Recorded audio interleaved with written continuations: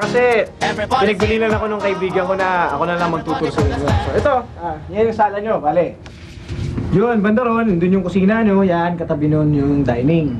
Tapos, akit kayo, dun yung kwarto ng dalawa. Kukunin na namin. Coco Jam. Alam mo, dapat isipin mo mabuti kasi alam mo, malaking pera yung bibitawan natin, di ba? Ibig sabihin, mahirap yung may babayaran tayong monthly kasi alam mo, may binabayaran pa kami sa kaibigan ko yung na monthly pa sa bahay ng Lola Barbie ko. So, ibig sabihin, hindi ko, ano mo, parang ano ba magandang kulay? Ano ba masasuggest mo magandang kulay para dito? Green.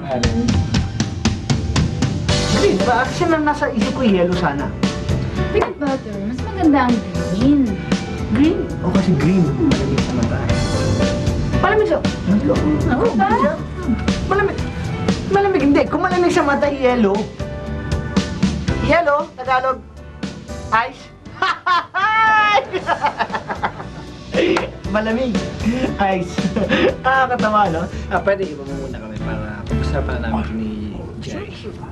Take your time. Take it.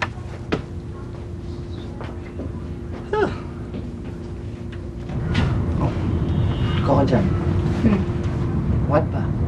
Ibig sabihin kailangan dapat siguraduhin natin kung ito talaga ang kukunin natin. Ako sigurado na talaga ako, peanut butter. Gusto ko na to kasi tingnan mo naman, malapit sa superhighway. Superhighway? Eh di ba parang mas magulo pag nakadikit ka sa superhighway? Di ba parang mas maingay, tapos may pollution pa siya. Ibig sabihin magkakasakit yung mga anak natin yan. Bakit naman peanut butter? Ilan ba gusto mo magiging anak natin? Eh siyempre gusto ko naman yung masaya tayo marami, di ba? Mga 4, 5, di ba? Oo nga, no? Ang dami naman masyado. Masisira ang figure ko. Gusto ko actually isa lang eh. At sana wag muna agad. Para mas praktikal. Okay lang sa kanya kung 5. Saka na ako ihirit ng 3 pa. Okay. Bravo. Napag-usapan niyo na ba? Yes.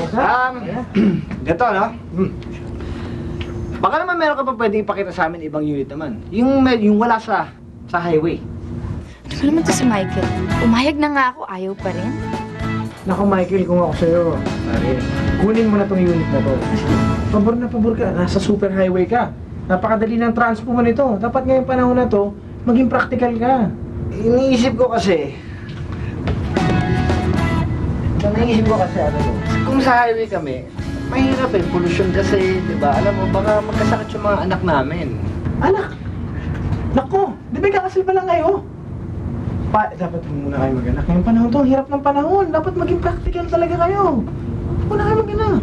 Ikaw ba ay ahente dito o representative ka ng family planning project ng DOH?